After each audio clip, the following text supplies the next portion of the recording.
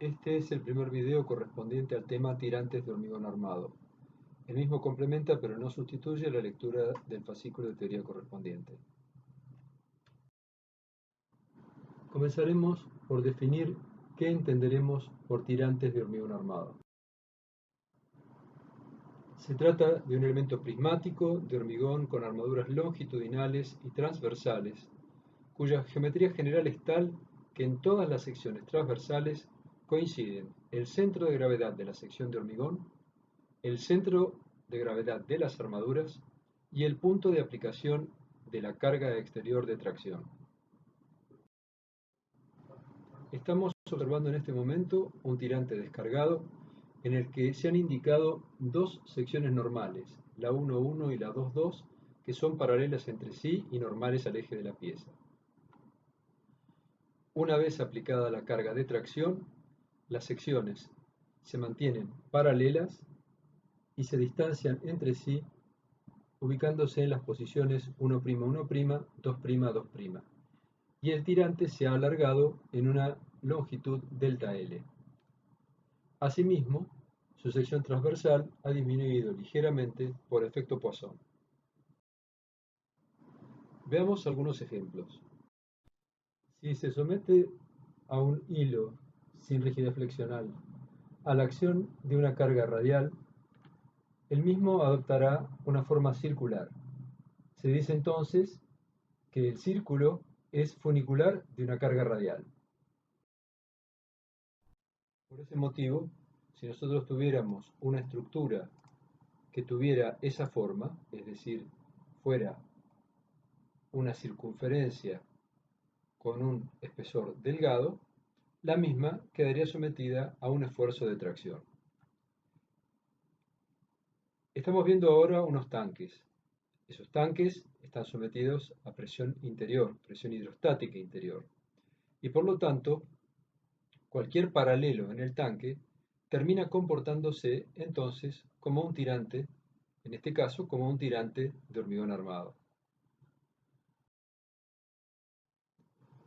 Estamos viendo aquí un puente arco con tablero inferior. El arco está suspendido de péndolas y estas péndolas están trabajando también como tirantes. Son también tirantes de hormigón armado. Aquí estamos viendo una estructura para una vivienda, en la cual se ha decidido suspender algunas columnas y para evitar que estos elementos trabajen en voladizo, se los ha suspendido mediante unos tensores oblicuos, también de hormigón armado. Aquí estamos viendo el caso de una escalera cuyo descanso está suspendido en un extremo por un tirante y en el otro está apoyado en una columna. Estamos observando ahora una obra emblemática del ingeniero Eduardo Torroja. Se trata del Hipódromo de la Zarzuela en Madrid, finalizado en 1941. Como puede apreciarse, la cubierta, que está compuesta por varios paraboloides hiperbólicos, tiene una fuerte tendencia a rotar alrededor del punto A. Para fijar esa tendencia a la rotación, para impedirla, se ha dispuesto aquí el elemento CD, que básicamente es también un tirante de hormigón armado.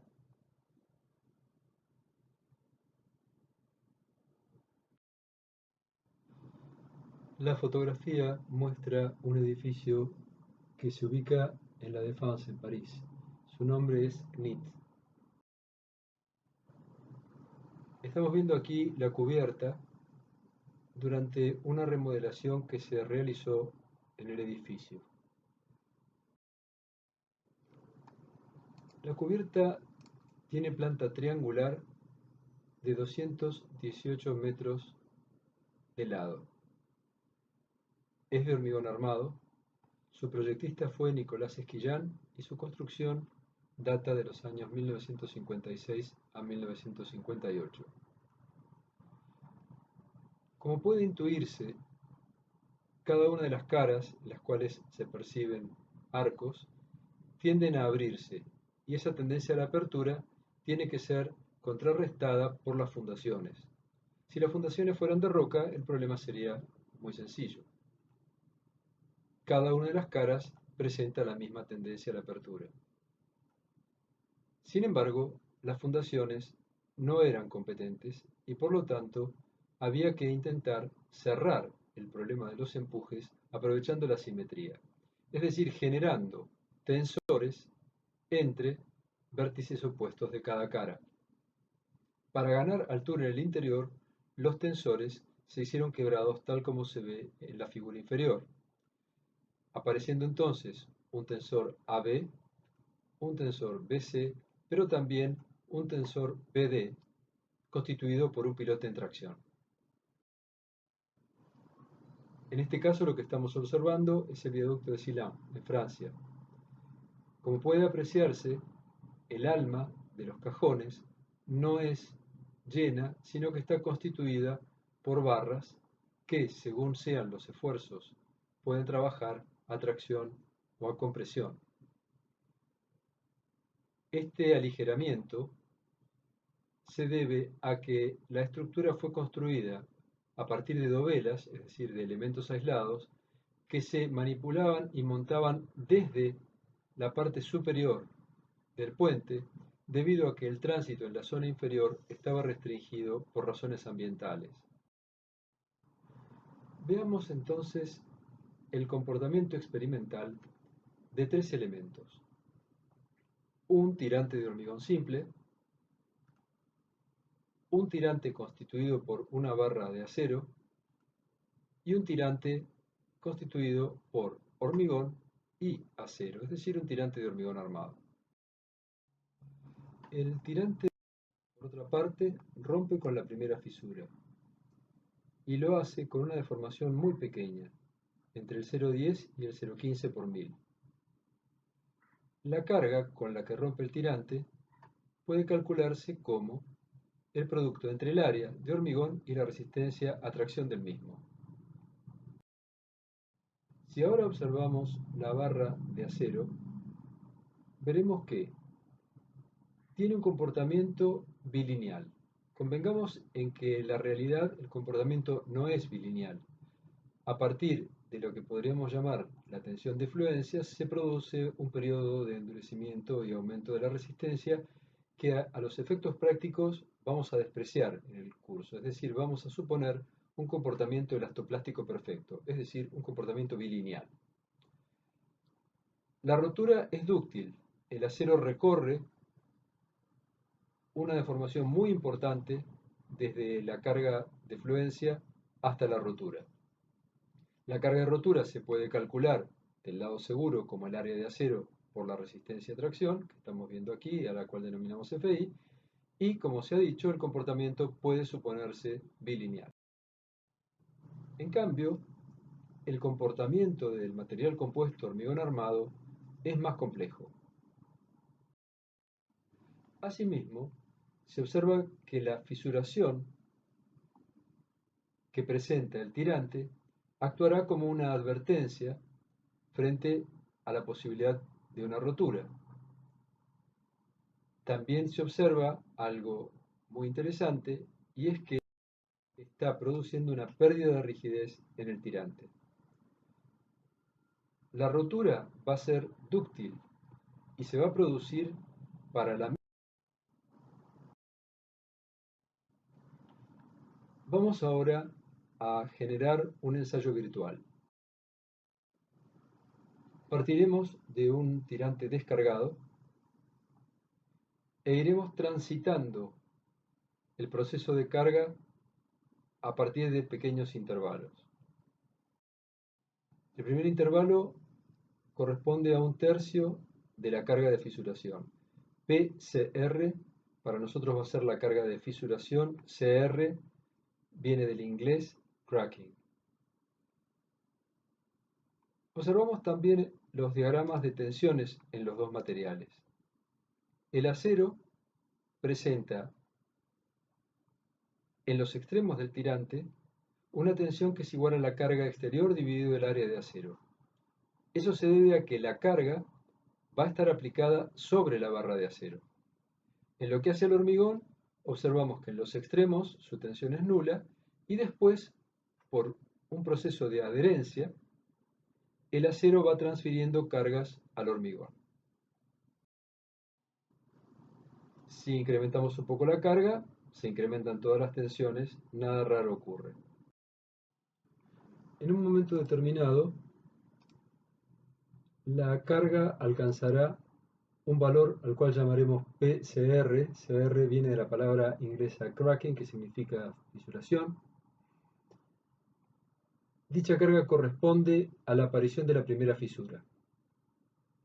Esta fisura se produce cuando el hormigón alcanza la tensión FCT, que es la tensión de rotura por tracción. Observamos que en coincidencia con la fisura, la tensión en el hormigón es nula y la tensión en el acero es igual a la tensión en el extremo. Podríamos decir entonces que la fisura se comporta como si fuera un nuevo extremo de tirante. Si se aumenta un poco más la carga, aparecerá una nueva fisura. A los efectos de no complicar el gráfico, nosotros supondremos que todas las fisuras se producen para la misma tensión FCT, aunque en la realidad las fisuras se van produciendo para cargas ligeramente crecientes. La nueva fisura no hace más que reproducir lo que vimos en la primera, es decir, tensión nula en la fisura para el hormigón, tensión máxima en el acero. La carga se ha incrementado un poco y ha aparecido una nueva fisura, pero se observa algo bastante interesante. Entre esta fisura y esta fisura, la tensión en el hormigón no llega a FCT. Si recordamos la teoría simplificada de la adherencia, que nos dice que las tensiones de adherencia son constantes y se oponen al movimiento relativo, observaremos que en consecuencia de ello, todas las pendientes de los diagramas son constantes e iguales entre sí. Por lo tanto, lo que estamos viendo aquí es que la distancia entre estas dos fisuras es insuficiente para que las tensiones de adherencia transfieran del acero al hormigón una tensión que llegue a romperlo. En definitiva, entre estas dos fisuras ya no podrá generarse una nueva fisura.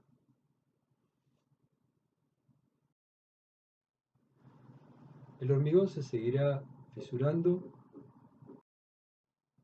hasta que en un momento determinado la distancia entre dos fisuras consecutivas hace que a lo sumo pueda llegarse a FCT, pero en un tramo en el cual la resistencia del hormigón, debido a que tiene una distribución aleatoria, es ligeramente superior a dicho valor y por lo tanto no se producirá una nueva fisura. Y en otros casos, la tensión en el hormigón será decididamente más baja que FCT y por lo tanto tampoco dará lugar a la aparición de una nueva fisura. En definitiva, hemos llegado a la finalización de la fisuración sistemática. De aquí en adelante, el número de fisuras no se incrementará. Tampoco variará el estado tensional del hormigón y por lo tanto, cualquier incremento de la carga exterior será absorbido por el acero, es decir, por un incremento en la tensión del acero. La consecuencia de esto es que, si bien no aparecerán nuevas fisuras, se irán abriendo las fisuras existentes. Este proceso continuará hasta que el acero llegue a su tensión de fluencia, es decir, hasta que el tirante llegue a su carga de rotura.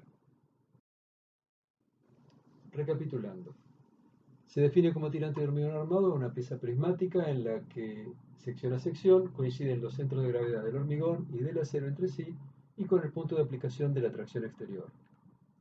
Se vieron algunos ejemplos de usos estructurales de tirantes.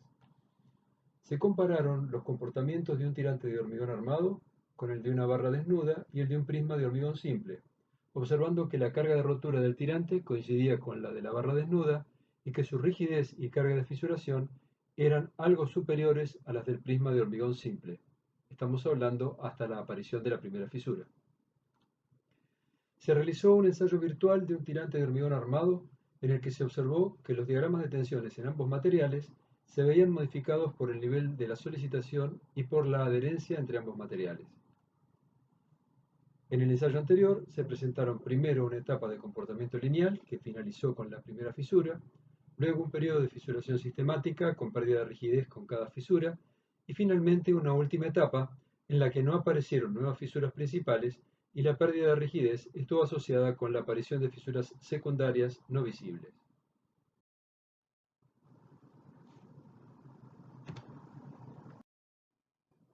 Este es el segundo video correspondiente al tema tirantes de hormigón armado. El mismo complementa pero no sustituye a la lectura del fascículo de teoría correspondiente.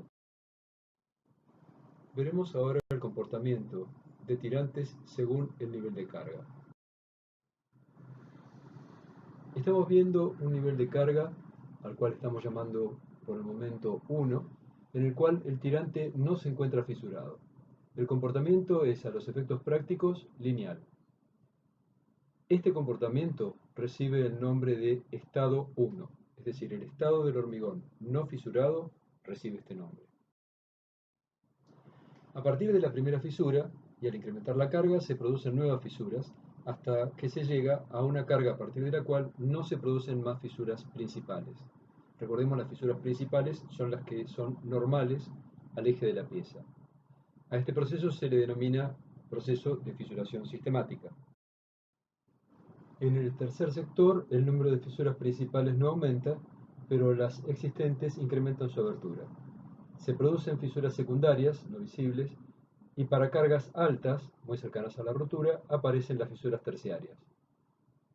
Se denomina a este sector proceso de fisuración estabilizada.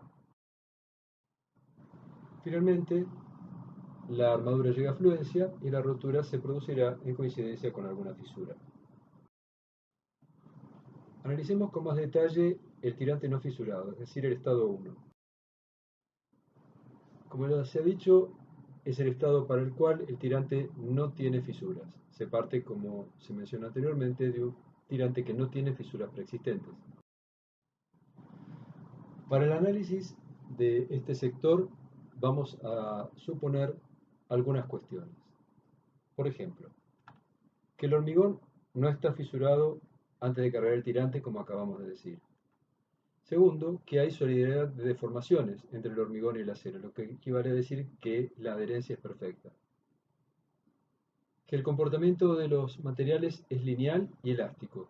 Tanto el hormigón como el acero tienen este comportamiento.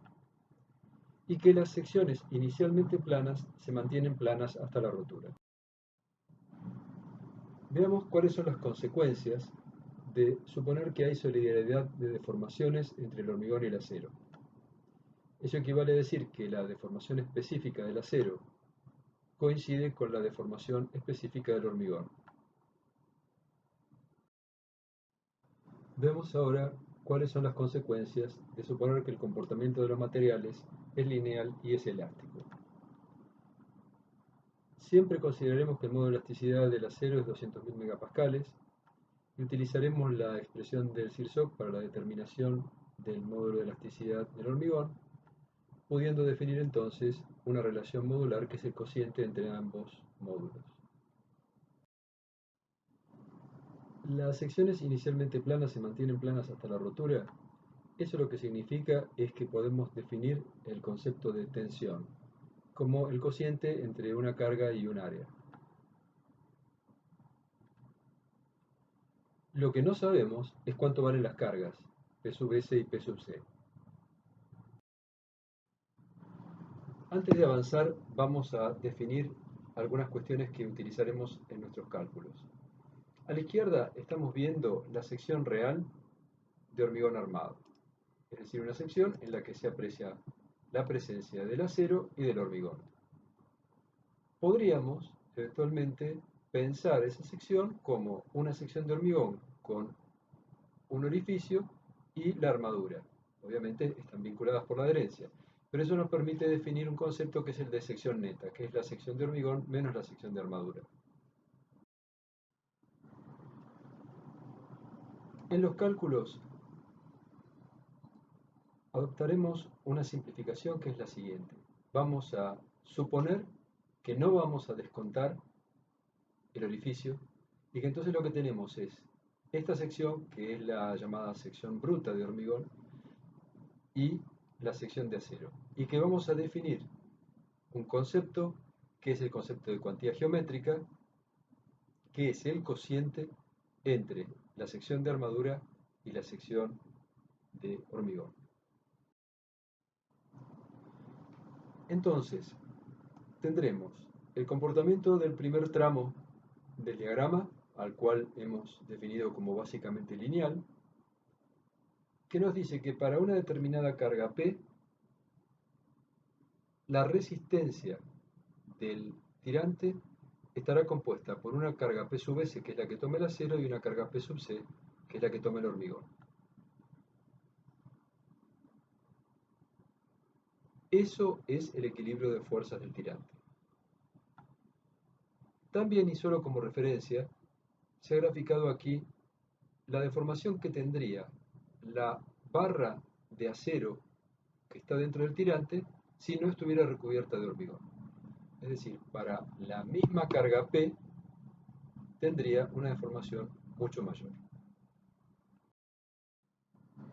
Como se ha dicho, el hecho de que las secciones se mantengan planas permite utilizar el concepto de tensión, entonces podemos decir que la fuerza en la armadura es igual a la tensión de la armadura por su área y la del hormigón, la tensión del hormigón por su área. Pero dado que hay solidaridad de deformaciones, podemos decir que la tensión en el acero dividido el módulo de elasticidad del acero nos dará la deformación específica en este material y que similar cociente nos dará la deformación específica en el hormigón, que son iguales, por lo tanto podemos despejar la tensión del acero como la tensión del hormigón por la relación modular N. Esto nos permitirá compactar la notación en las deducciones que haremos enseguida. Reemplazando en la expresión de la carga, tensión por área, nos queda que la tensión en el hormigón por la relación modular por el área de acero es igual a la carga en el acero. Razonando de igual manera, podemos llegar a la expresión de la tensión en el hormigón. Eso es interesante porque ahora estaríamos conociendo las tensiones en ambos materiales. Dado que si conocemos la tensión en el hormigón y la tensión en el acero es n veces la tensión en el hormigón, tenemos conocida la tensión en el hormigón y en el acero. Básicamente, miremos esta expresión, P dividido A sub C por 1 más N rho, y en el otro caso es la misma, pero multiplicada por N. Vamos a definir ahora el concepto de sección homogeneizada. Es una sección ficticia de hormigón, solamente de hormigón, no es una sección que tenga armadura, que la calculamos como A sub C por 1 más N rho. Y si observamos, es esa misma expresión la que aparece tanto en la tensión del hormigón como en la tensión del acero. Entonces podemos escribir la tensión en el hormigón como la fuerza dividido el área homogeneizada y la tensión en el acero como n veces esa tensión. ¿Qué significa homogeneizar? ¿Por qué hablamos de sección homogeneizada? Básicamente lo que hemos hecho es transformar una sección compuesta, es decir, una sección que tiene hormigón y acero, en una sección ficticia compuesta por un solo material, hormigón. Está homogeneizada entonces al hormigón. ¿Cómo se aplica a una sección de hormigón armado? Sencillamente lo que estamos buscando es una sección que elásticamente se comporte como la sección compuesta. Es decir, una sección en un único material que es hormigón, que tenga la misma rigidez que la sección compuesta por hormigón y acero. Operativamente ya hemos visto cómo se obtiene. Sencillamente multiplicamos la sección de acero por n Y esa sección ahora la suponemos una sección de hormigón y la superponemos, la sumamos a la sección de hormigón original, obteniendo una sección entonces homogénea que incluye ambos materiales. Aquí estamos viendo la sección real, aquí estamos viendo una sección teórica homogeneizada, es decir, una sección en la cual todavía mantenemos el orificio que dejó la armadura, y finalmente tenemos la sección homogeneizada práctica simplificada en la cual hemos despreciado la presencia del orificio que dejó la armadura. Esta última es la sección que vamos a emplear en nuestros cálculos.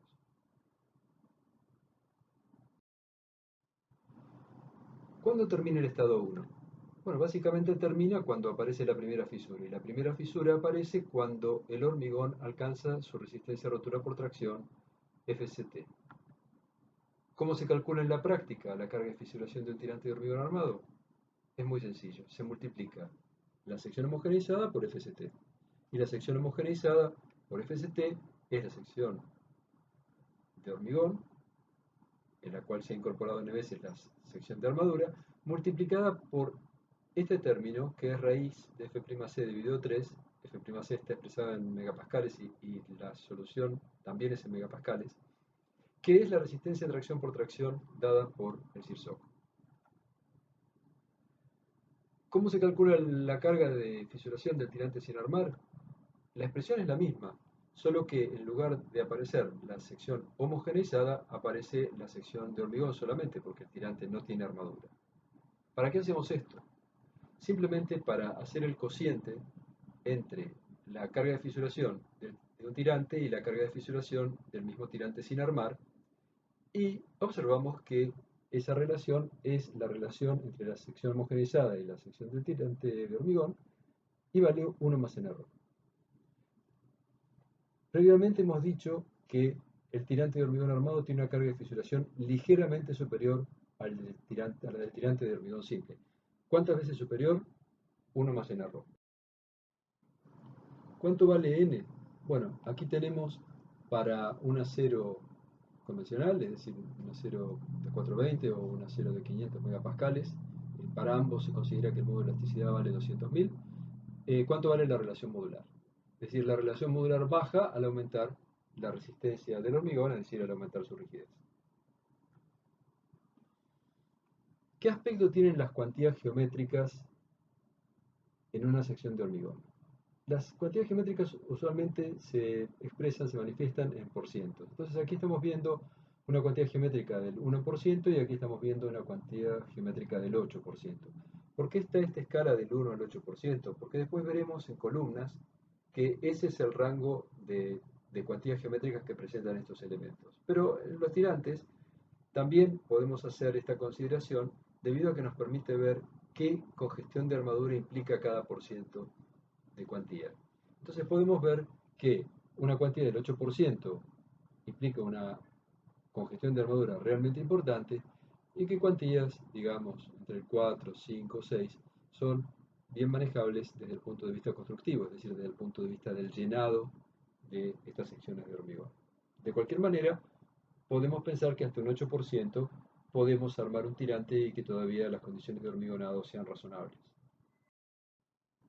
¿Cuánto vale 1 más n rho? Bueno, aquí tenemos una tabla. Estos son porcentajes en cuantía geométrica, estos son resistencias, y vemos que para cuantías razonables, el valor 1 más n rho podrá estar entre 1.2 y 1.3, algo por el estilo, y que entonces uno podría decir que la presencia de armaduras aumenta la carga de fisuración de un tirante entre un 20 y un 30%. Bien, ahora pasemos a analizar qué pasa con la relación de rigideces. Hemos visto qué es lo que pasa con la relación entre cargas de fisuración. La rigidez del hormigón simple podemos manifestarla a través del producto del área de hormigón por el módulo de elasticidad. Sabemos que la del hormigón armado será igual a la sección homogeneizada por el módulo de elasticidad. Por lo tanto, la relación entre ambas vuelve a ser 1 más n rho.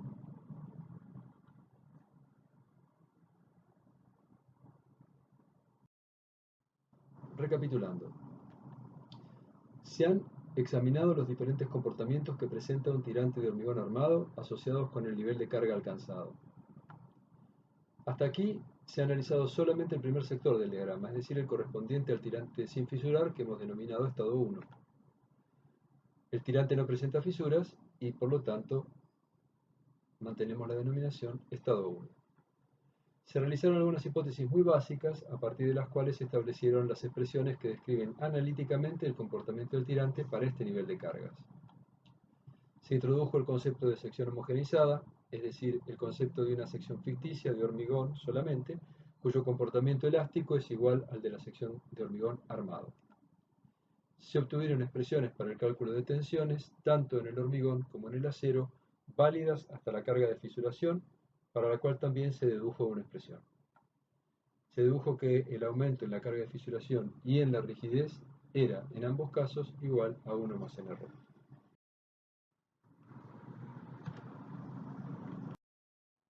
Este es el tercer video correspondiente al tema tirantes de hormigón armado. El mismo complementa pero no sustituye la lectura del fascículo de teoría correspondiente. Hablaremos ahora de la fisuración sistemática. Se trata del segundo sector del diagrama. Diremos que a partir de la primera fisura, al incrementar la carga, se producen nuevas fisuras hasta que se llega a una carga a partir de la cual no se producen más fisuras. Dijimos que este proceso recibió el nombre de fisuración sistemática. Superada la carga de fisuración, el aspecto del diagrama cargas-deformaciones depende de la forma de cargar el tirante. Veamos. Existen básicamente dos formas de cargar un tirante. La primera es la deformación controlada. Se produce a partir de la aplicación de deformaciones mediante gatos hidráulicos. La segunda es con carga controlada. En este caso, la carga es aplicada mediante un sistema de palancas y pesas. En el ensayo de deformación controlada tendremos un marco de carga, el elemento a ensayar, que vemos que está anclado al marco de cargas, por un lado, y por el otro lado está tomado a los gatos hidráulicos.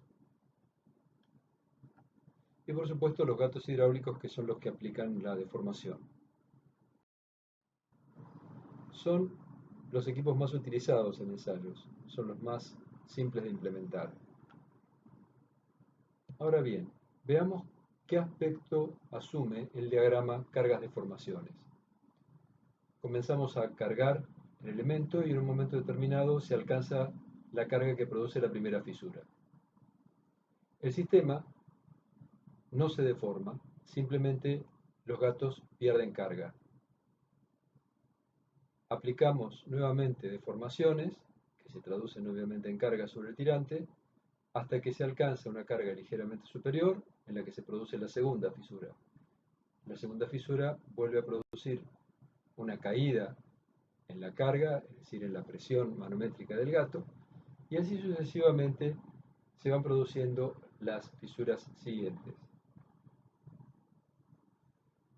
Cada fisura se manifiesta como una caída de carga a deformación constante. Cada fisura también produce una caída en la rigidez del tirante. Si vemos las líneas que muestran la relación entre tensiones y deformaciones, vemos que se van acostando, es decir, que el sistema va perdiendo rigidez.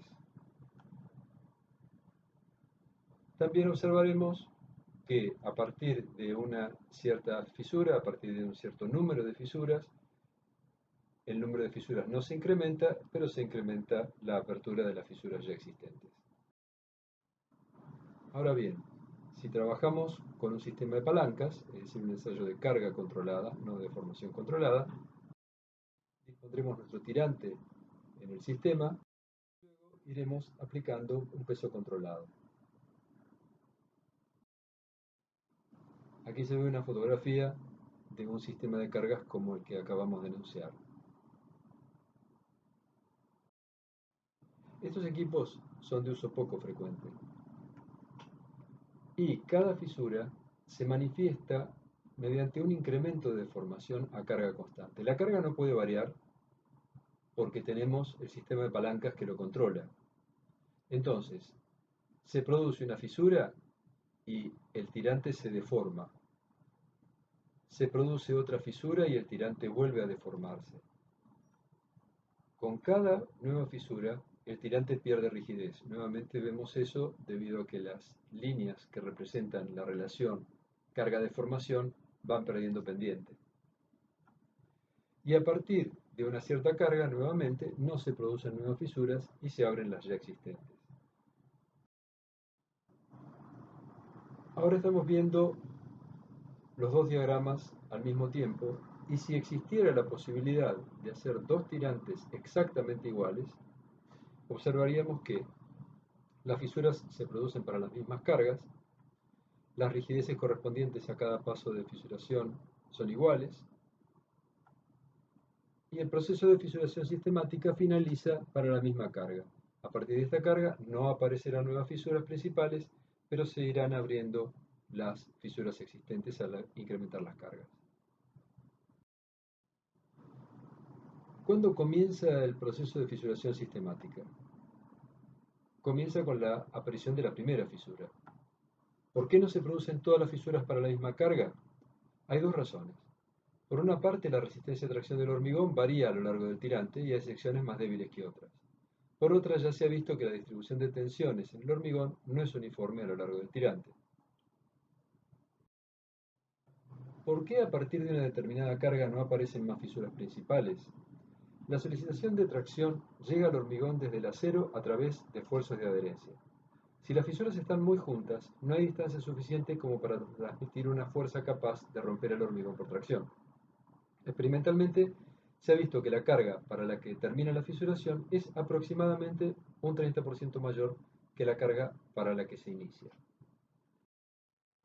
Pasemos ahora a analizar el estado tensional en el tirante en el momento inmediatamente posterior a la finalización de la fisuración sistemática.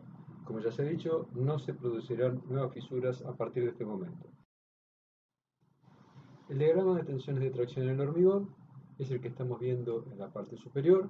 La tensión máxima en el hormigón será Fct y como comentaremos enseguida, la distancia entre fisuras consecutivas estará comprendida entre una magnitud denominada SR0 y dos veces dicha magnitud. En coincidencia con las fisuras, la tensión en el hormigón es nula. La tensión máxima, como ya se ha dicho, a lo sumo puede estar muy cerca de Fct y la distancia entre fisuras está comprendida entre los límites que ya se han comentado. También observamos que la tensión mínima en el hormigón estará muy cerca de la mitad de Fct. Las tensiones de adherencia están indicadas en el segundo diagrama. Como estamos razonando en base a la teoría simplificada de la adherencia, los valores de tensiones son constantes. Aquí los hemos llamado tau m. Las tensiones de adherencia cambian de signo en el punto medio entre dos fisuras consecutivas, indicando que las tensiones de adherencia siempre se oponen al movimiento relativo entre las barras y el hormigón. Estamos viendo ahora la tensión en el acero. La tensión en el acero es máxima en coincidencia con las fisuras y al apartarnos de las fisuras la tensión va decayendo, indicando que parte de la fuerza en la barra es transferida hacia el hormigón. Las tensiones máximas en coincidencia con las fisuras son iguales a las tensiones en los extremos de la barra, es decir, iguales a la carga aplicada dividido la sección de acero. ¿Qué ocurre luego de la fisuración sistemática? Las tensiones en el hormigón, como ya se ha visto, no pueden variar, por lo que no se producen nuevas fisuras principales y todo el aumento de carga por encima de la carga de fisuración lo resiste el acero a través de un aumento en su tensión.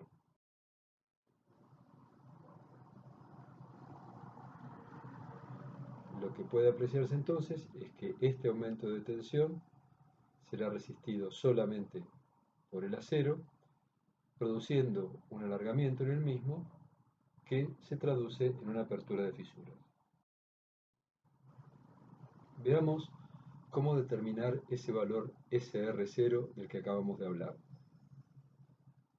Está indicándose aquí una fisura. En coincidencia con la fisura, la tensión en el hormigón es nula. La tensión en el hormigón crece linealmente a medida que nos alejamos de la fisura debido a la presencia de tensiones de adherencia que son constantes. Una nueva fisura se producirá solo cuando el hormigón alcance su tensión de rotura.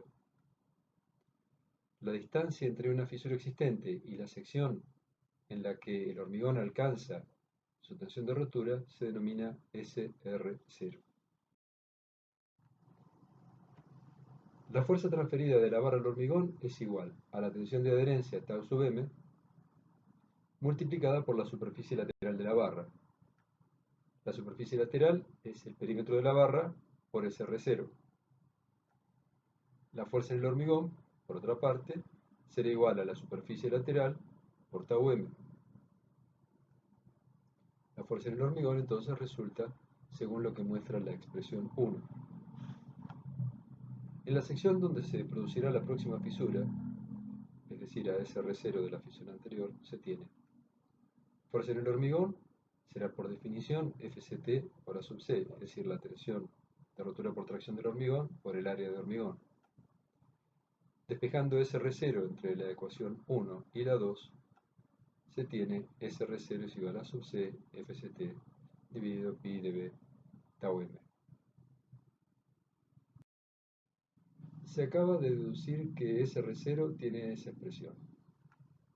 La expresión anterior suele expresarse en función de la cuantía geométrica ρ, haciendo la transformación que vemos aquí. Ρ es igual a sub s dividido c. Sabemos que a sub s es pi dB cuadrado sobre 4. Y entonces, operando, llegamos a esta expresión, en la cual todos los factores son conocidos, salvo tau m. La expresión la podemos compactar, simplificando, por ejemplo, pi, dB cuadrado con dB, etc. Y llegamos a esta expresión final, pero en esta expresión final sigue apareciendo tau m. Dado que a una distancia SR0 de una fisura se alcanza la tensión de rotura del hormigón, la distancia entre dos fisuras consecutivas no puede ser mayor que 2R0, pues eso daría lugar a la aparición de una nueva fisura. También podemos concluir que cuando se produzca esa fisura entre dos SR0s, ya no habrá espacio suficiente para que se produzca una nueva fisura entre ellas, porque no habrá una distancia mayor a 2SR0. ¿Se puede describir analíticamente el proceso de fisuración sistemática?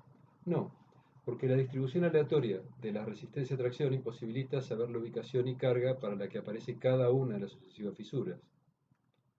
¿Es imposible entonces saber la deformación del tirante al finalizar este proceso? Es posible estimar la deformación agregando una hipótesis a la teoría simplificada de la adherencia, que es establecer una distancia media entre fisuras.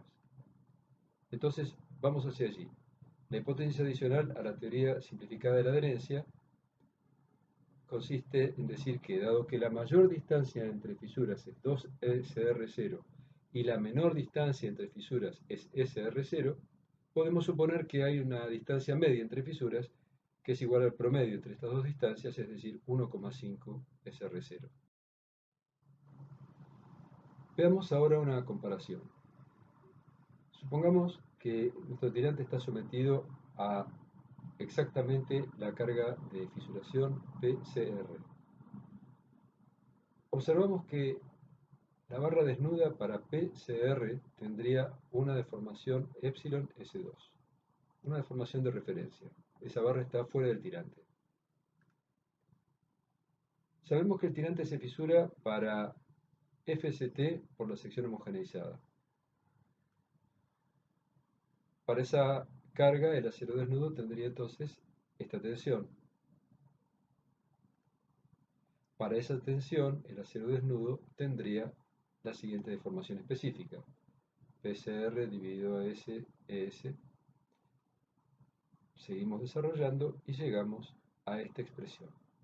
Es decir, ES2 es igual a la resistencia a tracción del hormigón por 1 más Nρ dividido ρES, que es el módulo de elasticidad del acero. Ahora vamos a concentrarnos en la deformación media que tiene el tirante para esa carga PCR correspondiente a la carga de fisuración. La carga es conocida, la deformación media es lo que queremos determinar.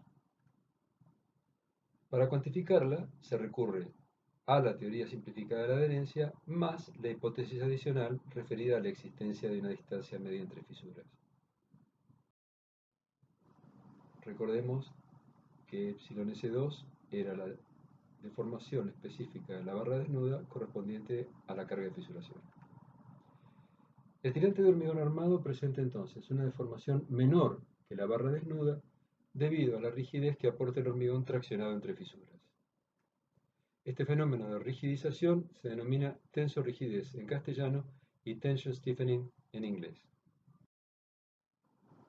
Para poder calcular el alargamiento total del tirante, es necesario entonces poder determinar la deformación específica media epsilon sm, que la podremos definir como la tensión media en el acero dividida el módulo de elasticidad del mismo material.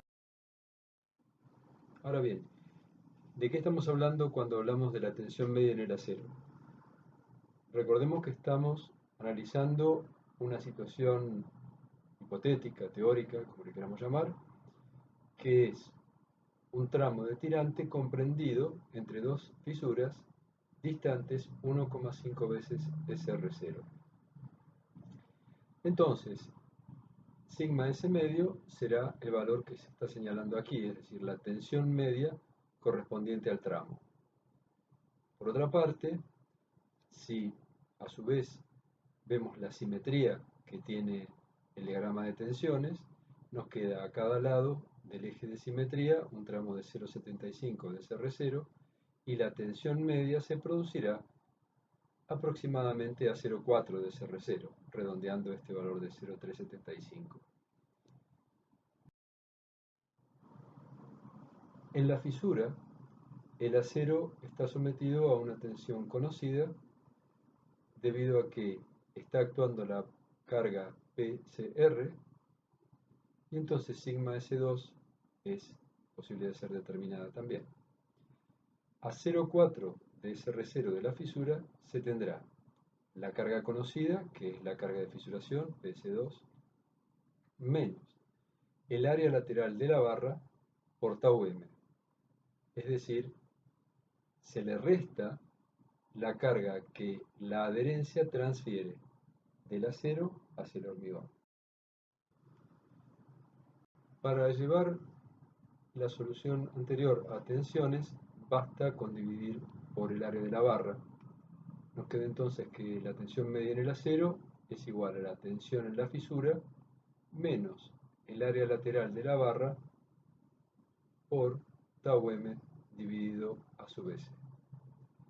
El área lateral de la barra es pi por dB por z, siendo z aproximadamente 0,4 de SR0. Y sabemos que SR0 vale FST por dB dividido ρ 4 tau m. Reemplazando entonces, queda que la tensión media en el sector es la tensión en la fisura menos 0,4 pi dB SR0 tau m dividido a su vez. Sigue siendo incógnita tau m, es decir, no podemos todavía conocer cuánto vale sigma medio.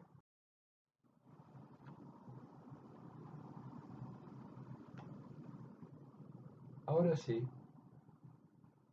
si recordamos que SR0 es FCT por dB dividido ρ 4 tau m,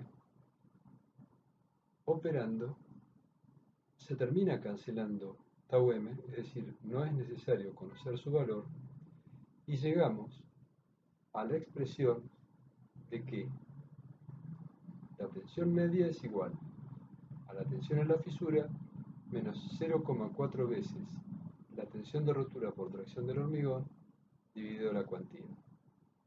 Es decir, es una expresión en la que son conocidos todos sus términos. Tenemos entonces la ecuación para el cálculo de la tensión media en el acero del tirante. Recordando que la deformación media es igual a la tensión media dividido el módulo de elasticidad del acero y que la deformación en la fisura tiene la expresión ya conocida, queda finalmente que la deformación media tiene la expresión que estamos viendo allí, y esta es la ecuación que resuelve el problema.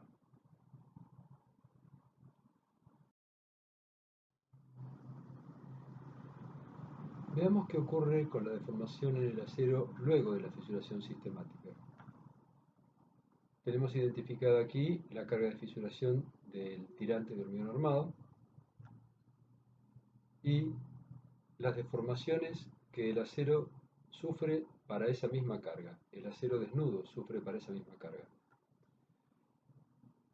Es conocida la deformación media que sufre ahora el acero, pero del tirante, es decir, el acero que está rodeado por hormigón, rigidizado por el hormigón. La diferencia entre esas dos deformaciones es el efecto de tensorrigidez o tension stiffening. En los análisis que se han hecho anteriormente, por simplicidad, se supuso que todo ocurría para una carga constante igual a PCR. La experiencia muestra que al final de la fisuración la carga es del orden de 1,3 veces esa carga inicial de fisuración.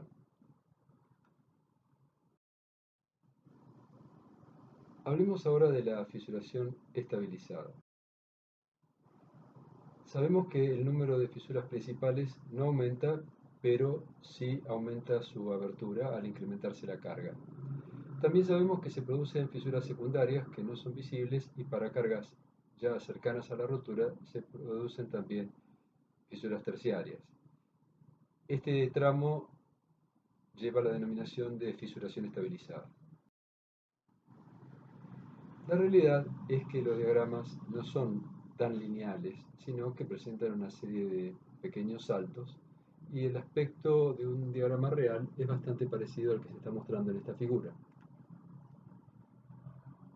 Se observa un comportamiento lineal antes de la fisuración, un comportamiento dentado durante la fisuración sistemática y durante la fisuración estabilizada, al aumentar la carga, el diagrama del tirante no queda paralelo al de la barra desnuda, sino que lentamente se va aproximando a ese diagrama debido al deterioro que va sufriendo el tirante en términos de fisuras secundarias y eventualmente de fisuras terciarias.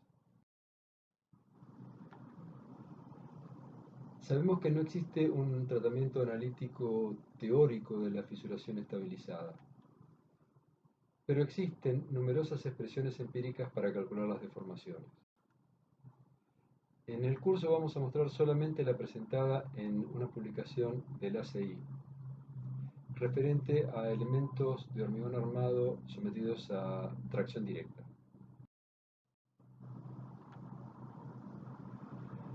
Lo que se hace es suponer que la deformación del tirante puede calcularse como una deformación específica media por L. Y la deformación específica media lleva una expresión muy sencilla, pero que vamos a ver que esconde alguna otra expresión bastante compleja. Básicamente se está definiendo esta deformación media del tirante como una tensión, que es P dividido a sub B, dividido un módulo de elasticidad. El módulo de elasticidad es el módulo de elasticidad del hormigón, que es conocido. La carga es conocida, es decir, nosotros vamos a calcular la deformación para una carga determinada y todavía queda pendiente de ver qué es A sub E. A sub E es una magnitud de origen experimental. En ella se distinguen todos elementos conocidos. ACH es A sub G más N1 menos A sub S. En definitiva, es la sección homogeneizada, pero en lugar de utilizar N, se utiliza N-1, que es la forma más correcta, si se quiere expresarlo de alguna manera. Luego aparece ACR. ACR es la sección de armadura transformada en hormigón. N veces la sección de armadura, en definitiva, es la armadura transformada en hormigón.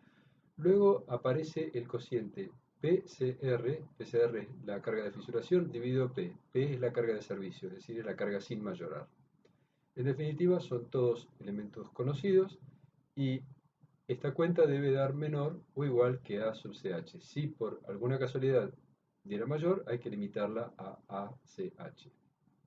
De esta forma, se podría calcular la deformación del tirante bajo una determinada carga exterior P.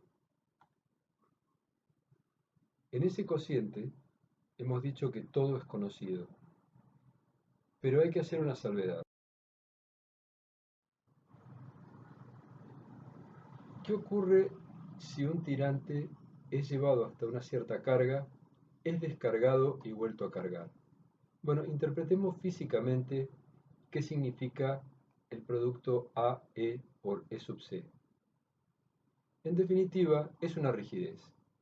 Es como si el tirante se comportara linealmente hasta esa carga y a partir de allí uno pudiera extraer tanto la deformación específica como la deformación total. En definitiva, es un cálculo aproximado que no representa exactamente el comportamiento del tirante para cada nivel de carga, simplemente representa razonablemente una estimación de la deformación del tirante para ese nivel de carga.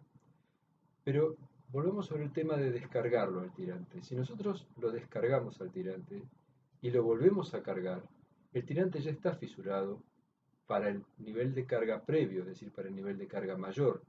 Y entonces, en las cuentas, deberemos utilizar el A sub E correspondiente al máximo nivel de carga que haya recibido el tirante, porque ese es el nivel de fisuración que ha experimentado y es irreversible.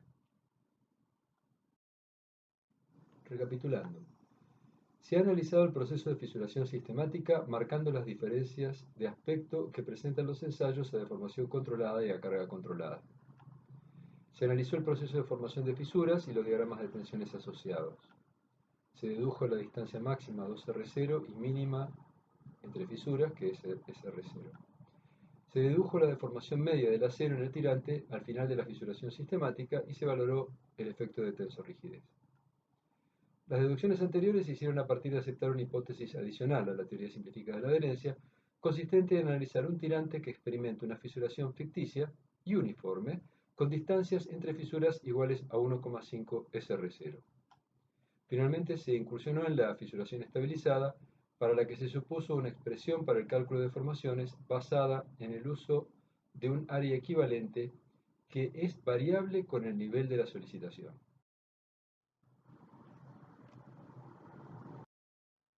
Este es el cuarto y último video correspondiente al tema tirantes de hormigón armado. El mismo complementa pero no sustituye la lectura del fascículo de teoría correspondiente.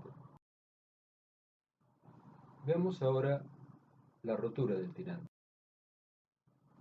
Como ya se ha dicho, la rotura se produce en coincidencia con una fisura y es un punto en el cual la barra alcanza su tensión de fluencia. En definitiva, la carga nominal, que es la forma en la que nos referimos a la carga de rotura, se calcula como el producto del área de armaduras presentes por su tensión de fluencia. Pasaremos ahora a hablar del cálculo del ancho de fisuras.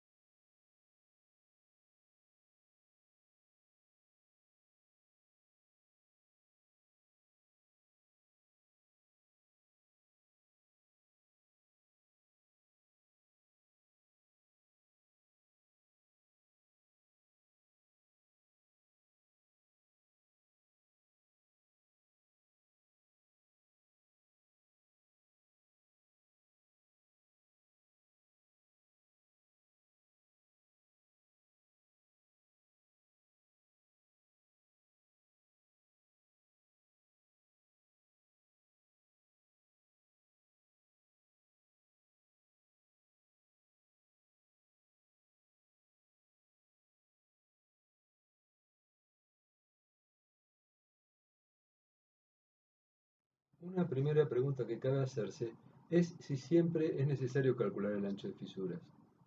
El CIRSOC 20105 no exige el cálculo del ancho de fisuras ni siquiera indica cómo hacerlo. Hay otros reglamentos y muchos comitentes estatales y particulares que sí lo piden. ¿Puede deducirse el ancho de fisuras? No. El carácter aleatorio de la distribución de la resistencia a tracción del hormigón no permite hacer una deducción del ancho máximo de fisuras. Las expresiones que se encuentran en la bibliografía tienen siempre una fuerte componente experimental. Es interesante ver qué factores intervienen en esas expresiones. Varían de un autor a otro, de un reglamento a otro, pero hay acuerdos sobre algunos factores. A mayor tensión en las armaduras, mayor ancho de fisuras. A mayor recubrimiento, mayor ancho de fisuras en superficie. A mayor separación entre armaduras, mayor ancho de fisuras. Muchos autores indican también que a mayor diámetro de las armaduras, mayor ancho de fisuras, pero no hay acuerdo sobre este punto. La otra pregunta, y es fundamental la respuesta, es si el ancho de fisuras se calcula para cargas mayoradas. Hay que ser contundente frente a esto. No. Se trata de un estado límite de servicio, es decir, se calcula para cargas de servicio. Aquí estamos viendo una de las expresiones que da la bibliografía para el cálculo de estas fisuras. Se trata de una expresión bastante sencilla y refiere al ancho máximo de fisuras. Hay que distinguirlo porque algunos reglamentos dan expresiones para el ancho característico de fisuras. Esta es para el ancho máximo. El cálculo consiste en multiplicar el número 4, es muy sencillo, por epsilon s. ¿Qué es epsilon s? Es la deformación del acero en una fisura bajo cargas de servicio. La carga de servicio es simplemente la suma de la carga permanente más la carga accidental. La tensión es simplemente el cociente entre esa carga y el área total de las armaduras.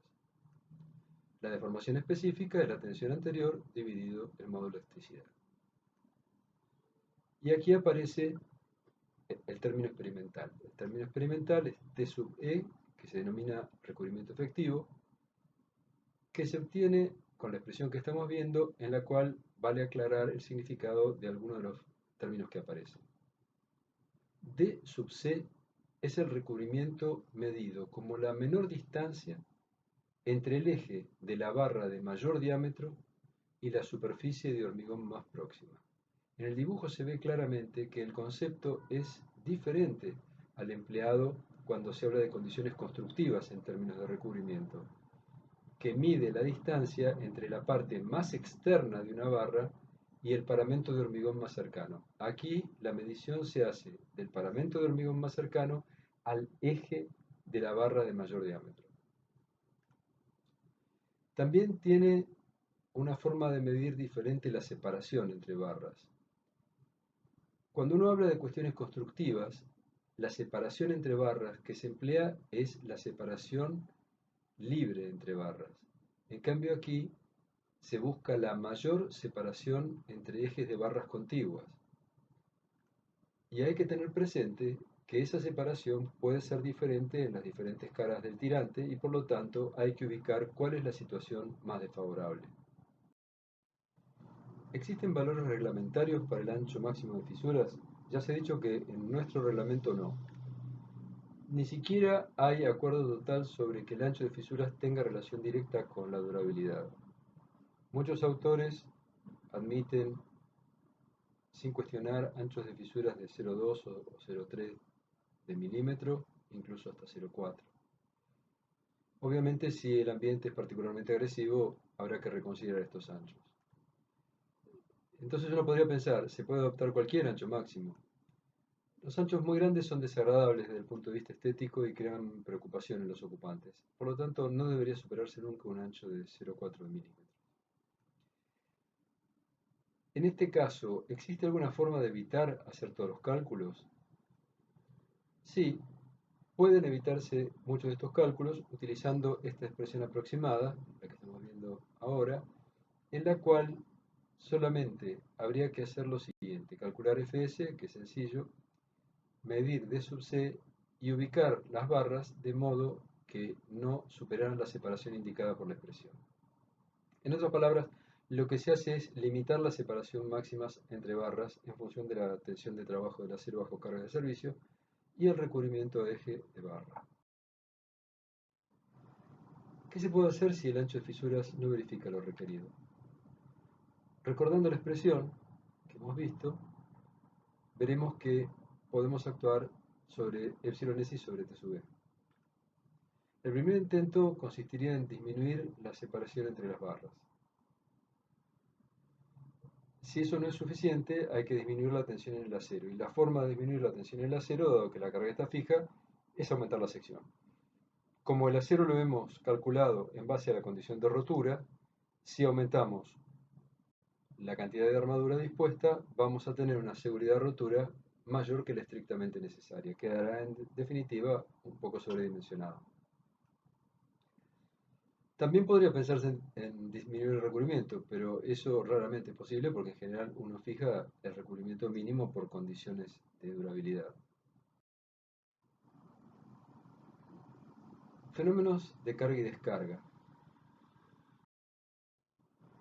Si uno descarga un tirante antes de llegar a la carga de fisuración, es decir, antes de llegar al punto A, la descarga se produce sobre la recta de carga, es decir, sobre el segmento A. Y eso significa que no quedarán deformaciones remanentes significativas. Es decir, estaríamos frente a un comportamiento elástico y lineal. Si se descarga el tirante después de finalizada la fisuración sistemática, queda una deformación remanente del orden de 0,4 FST dividido ρ, es decir, del orden de la tensorrigidez. Si la descarga se produce para algún punto intermedio, quedará una deformación remanente, pero menor a la que se obtiene si se descarga después de finalizada la fisuración sistemática. La primera pregunta es, ¿por qué queda una deformación remanente? Y la segunda, ¿por qué la deformación remanente es del orden del efecto de tensorrigidez?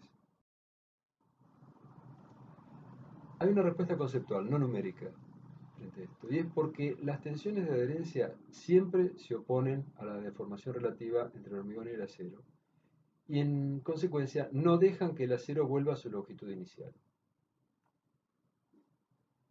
Vamos a hacer algunas hipótesis para el análisis luego de la descarga. En las fisuras y en los extremos del tirante, la tensión del acero es nula. Eso es bastante claro. Hemos descargado, la tensión es nula. En cualquier otra sección, como el tirante está descargado, la resultante de sumar las fuerzas en el hormigón y las fuerzas en el acero tiene que ser nula. Dado que no hay carga exterior, la sumatoria de respuestas interiores tiene que ser nula. Deben cancelarse las fuerzas en el hormigón y en el acero. Alguno quedará traccionado y alguno quedará comprimido. La otra hipótesis es que las tensiones de adherencia tienen el mismo valor que al cargar la pieza, pero invierten su sentido, porque ahora el acero, en lugar de tender a alargarse, tiende a cortarse. Entonces, la parte superior de estos diagramas marca lo conocido, es decir, lo que le ocurre al tirante bajo carga. Cuando lo descargamos, las tensiones en el hormigón se espejan debido a que se invierten las tensiones de adherencia.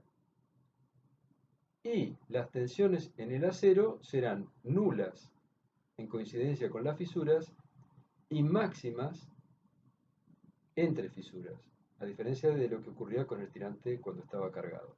Pero este diagrama rojo que estamos viendo aquí mantiene ligeramente traccionado al acero y este diagrama verde que estamos viendo aquí mantiene comprimido el hormigón. Y eso hace que el acero no pueda terminar de acortarse y en consecuencia queda una deformación remanente en el mismo. Entonces, ¿por qué queda una deformación remanente? Queda una deformación remanente porque las tensiones de adherencia que antes evitaban que el acero se alargara libremente, ahora impiden que el acero se acorte libremente. La pregunta 2 es ¿por qué la deformación remanente es del orden del efecto de tensor-rigidez?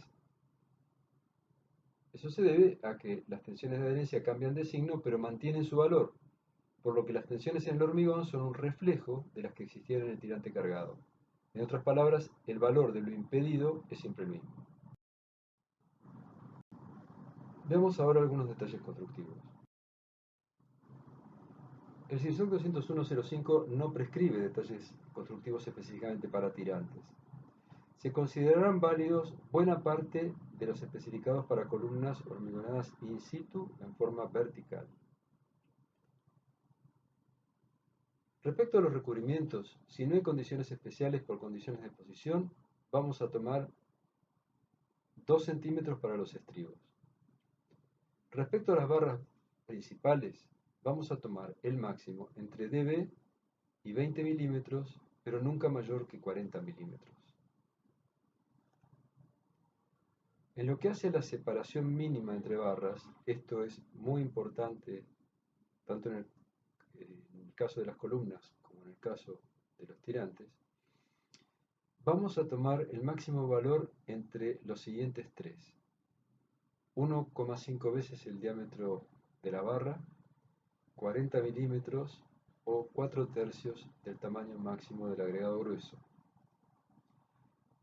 Por ejemplo, si tenemos un agregado grueso de 1,5 pulgadas, esta distancia será 51 milímetros. Si este fuera el agregado grueso, hasta barras de 32 milímetros de diámetro tendrían la definición de la separación mínima entre barras condicionadas por el tema del agregado grueso, dado que 1,5 veces 32 milímetros es 48 milímetros, y por lo tanto define el 51. Si fuéramos a barras de 40 milímetros, en ese caso ya definiría la separación 1,5 veces el diámetro de la barra, pero el uso de barras de 40 milímetros es realmente excepcional. El diámetro mínimo de armaduras longitudinales para columnas es 12 milímetros. En el caso de tirantes, como ya se ha dicho, el reglamento no especifica nada.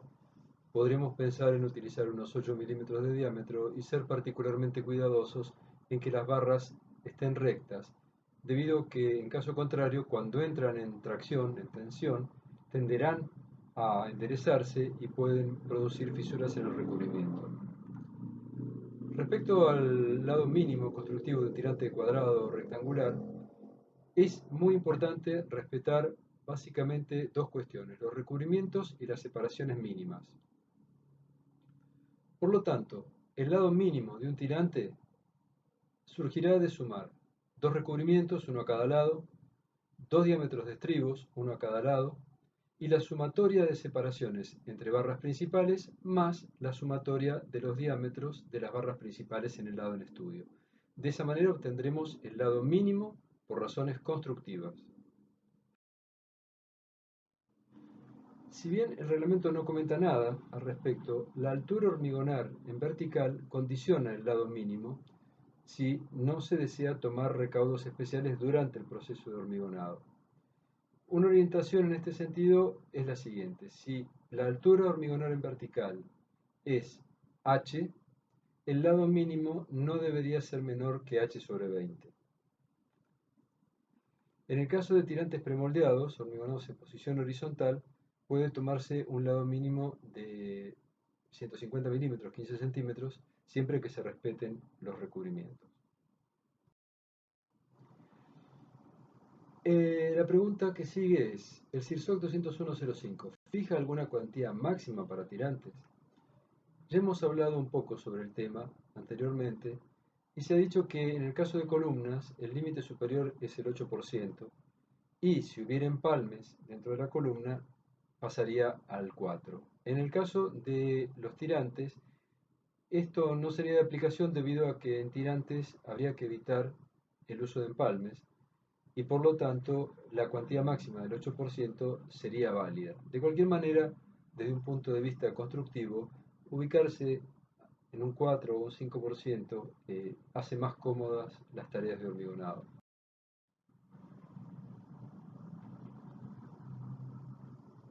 Volviendo sobre el tema, ¿se puede usar el 8%? Se puede.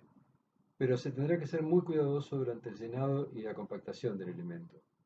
Por eso, se mencionaba recién, ubicarse dentro del 4 al 5% parece mejor.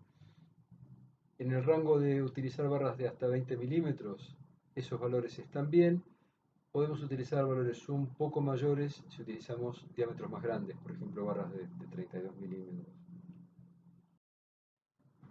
Ahora bien, ¿para qué se usan los estribos en tirantes? En primer lugar, para mantener las barras longitudinales en posición durante el hormigonado, es decir, para lo que se dice el armado de la jaula. No tienen una función resistente. Sin embargo, hay algo que es interesante y es mencionar algunos resultados de ensayos en los cuales se ubicaron estribos en diferentes posiciones. Estamos viendo aquí tres ensayos realizados sobre secciones rectangulares, como las que se muestran en la parte inferior de la diapositiva. En el primer caso, no se emplearon estribos. En el segundo caso, se emplearon estribos y se observa que varias fisuras se ubicaron en coincidencia con los estribos. Y eso tiene un porqué. Los estribos terminan debilitando en cierta medida la sección transversal porque quitan sección de hormigón. Si uno fijara los estribos a una distancia de SR0, se lograría que las fisuras se ubicaran sobre dichos estribos y además que no existieran fisuras mucho más anchas que otras debido a que la distribución de fisuras es regular y por lo tanto los anchos de fisuras deberían ser todos relativamente parejos. Y eso, obviamente, si bien no se ve reflejado en la expresión de cálculo de ancho máximo, en la práctica se va a ver reflejado en una mejor distribución de anchos de fisuras. De todas maneras, este no es un criterio que adopte ningún reglamento, es simplemente una recomendación o, o una reflexión en aquellos casos en que uno considere que el ancho de fisuras pudiera tener un rol significativo en el comportamiento del tirante.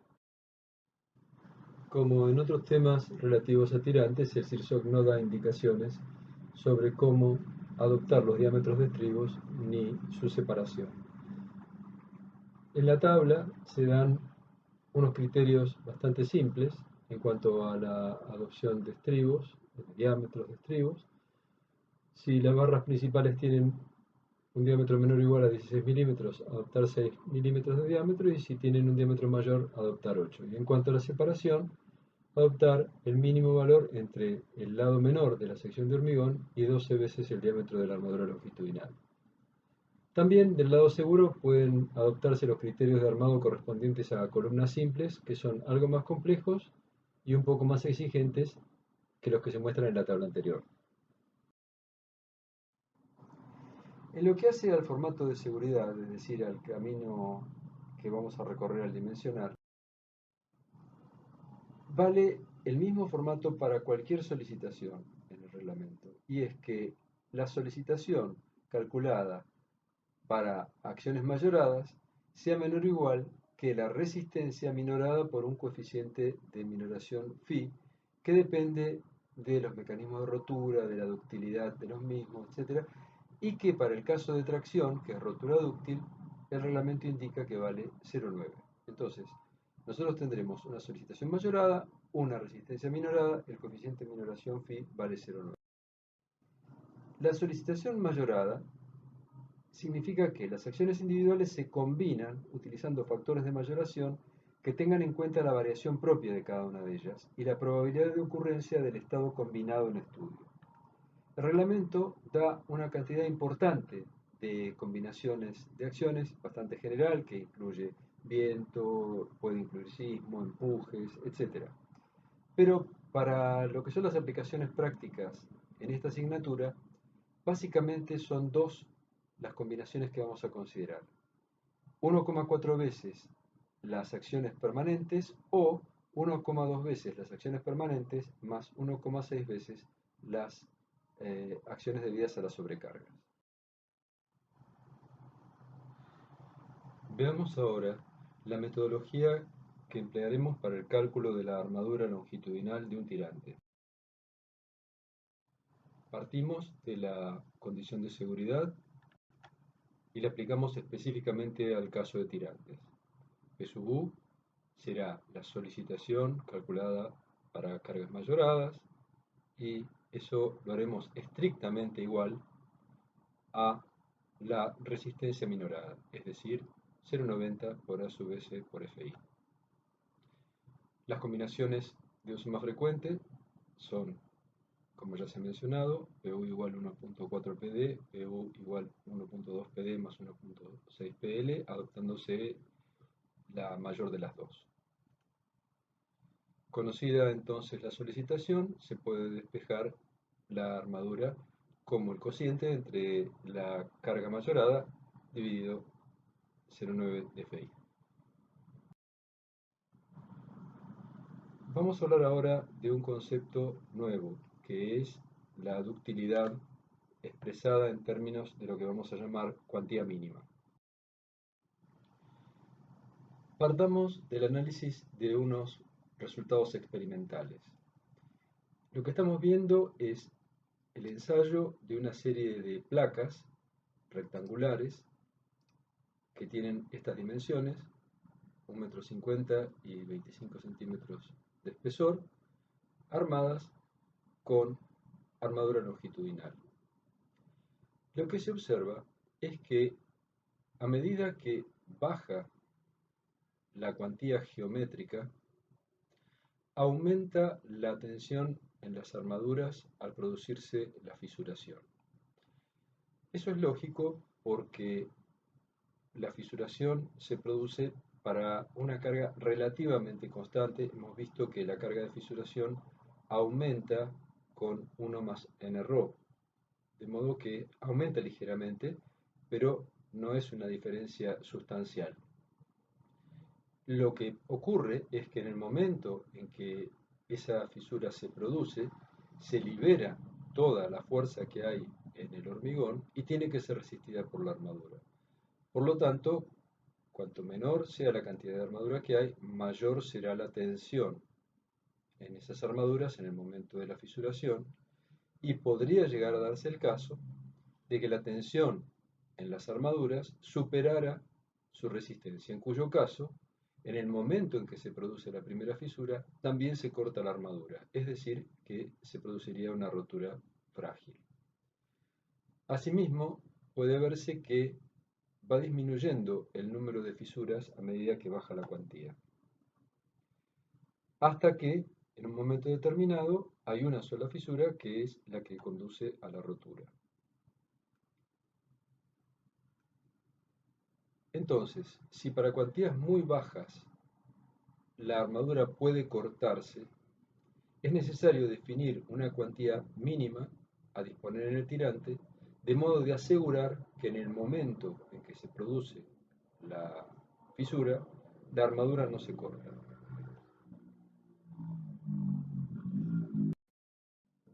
Entonces, ¿cómo evitar una rotura frágil en el momento de la primera fisura? Estableciendo una cuantía mínima. ¿El CIRSOC prescribe alguna cuantía mínima? No para tirantes, lo hace para otras solicitaciones tales como la flexión. ¿Qué se puede hacer? Bueno, básicamente lo que hay que hacer es lograr que la carga de fisuración sea sensiblemente menor a la resistencia. El asunto es ¿cuánto? ¿Qué significa mucho menor? Bien, habría que mayorar la solicitación y minorar la resistencia. ¿Cuánto? Bueno, para otros casos similares, el CIRSOC mayora con 1,2. Y, obviamente, tratándose de una rotura dúctil, minoraríamos con 0,90. Es decir, que la expresión quedaría como estamos viendo en este momento.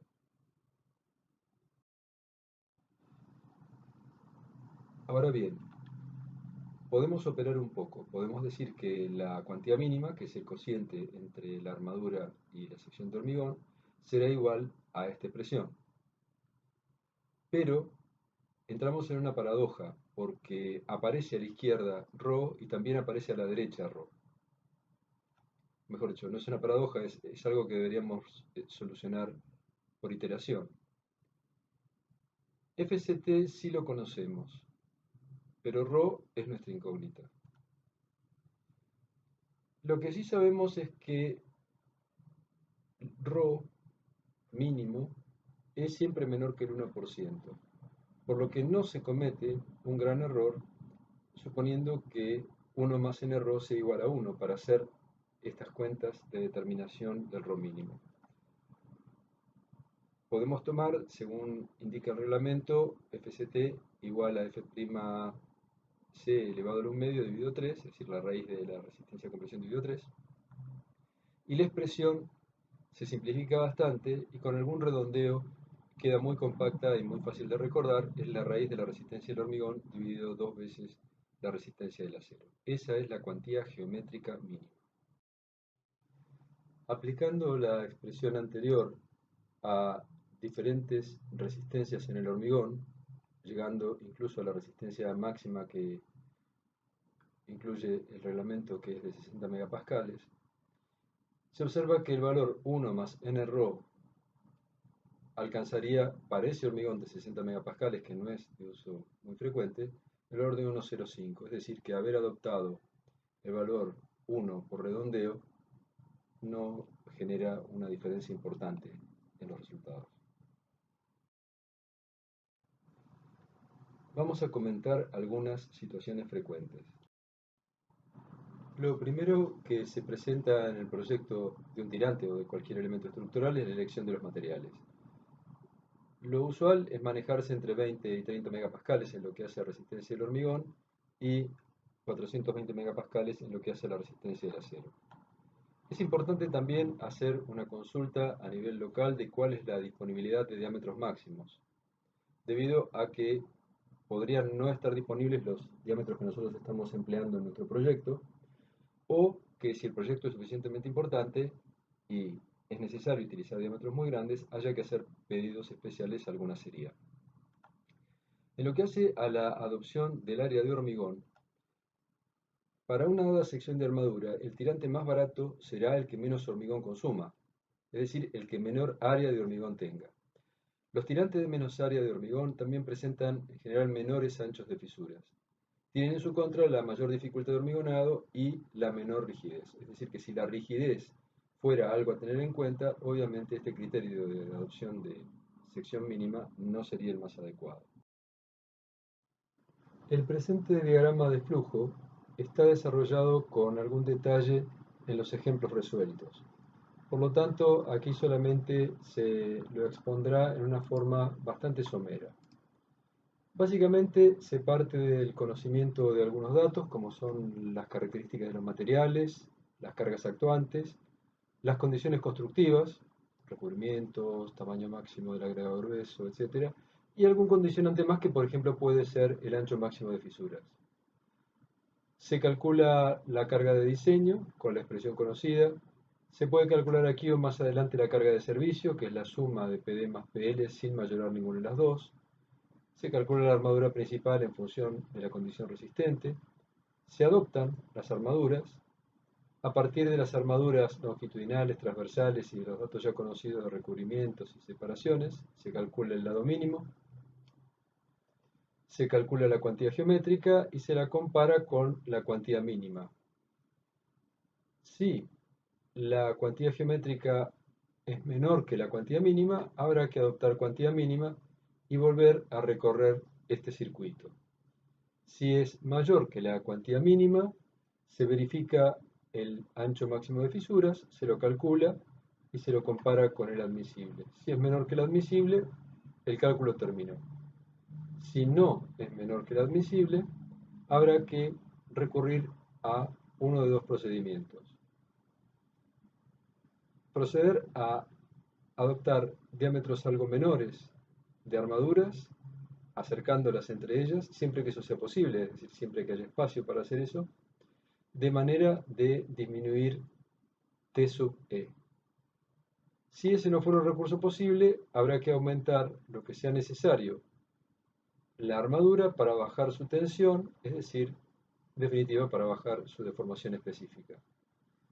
Como ya se ha dicho, en los ejemplos resueltos se ve con más detalle todo esto y una vez que se logra verificar el ancho de fisuras, también se habrá llegado al final del cálculo. Lo segundo que puede ocurrir es que haya que verificar un tirante. En la verificación de tirantes se necesita conocer los materiales, la geometría. Cuando se habla de geometría se habla de recubrimientos, separaciones, lados, cantidad de ubicación de armaduras, la carga correspondiente a efectos permanentes y los requisitos, que pueden ser requisitos de deformaciones, de fisuración. Con todo eso se verifican los aspectos constructivos. Si los aspectos constructivos no verifican, habrá que preguntarse si el tirante está construido. Si no está construido, corregiremos el proyecto. Y si está construido, tendremos que investigar con un poco más de cuidado si el tirante debe ser reforzado o eventualmente hasta reemplazado. Luego verificamos las cuantías, máximas y mínimas. Si no verifican, nuevamente hacemos la pregunta, ¿está construido? Si no está construido, corregimos. Y si está construido, habrá que estudiarlo con un poco más de cuidado, tal como se comenta en los ejemplos resueltos. Si verifica las cuantías, despejamos de la condición de rotura PL. También despejamos, pero ahora de las condiciones bajo cargas de servicio, que pueden ser fisuración o deformaciones, un segundo valor de PL. Y en definitiva, adoptamos el menor de ambos. Recapitulando. Se calculó la resistencia nominal del tirante como Pn igual a SFI. Se propuso una expresión para calcular el ancho máximo de fisuras que depende de la tensión en la armadura, de la separación entre barras contiguas y del recubrimiento medido al eje de barras. El reglamento no pide verificar el ancho de fisuras y si este fuera requerido se calcula para cargas de servicio. Si un tirante es descargado para cargas mayores a la de fisuración, las fisuras no se cierran completamente y el tirante queda con deformaciones residuales. Como máximo, las deformaciones remanentes son iguales al efecto máximo de tensorrigidez. Se presentaron detalles constructivos, cuantías usuales y máxima y separación de estribos para lograr mínimo ancho de fisuras. Finalmente se presentaron los problemas más frecuentes referentes a dimensionamiento y verificación de tirantes.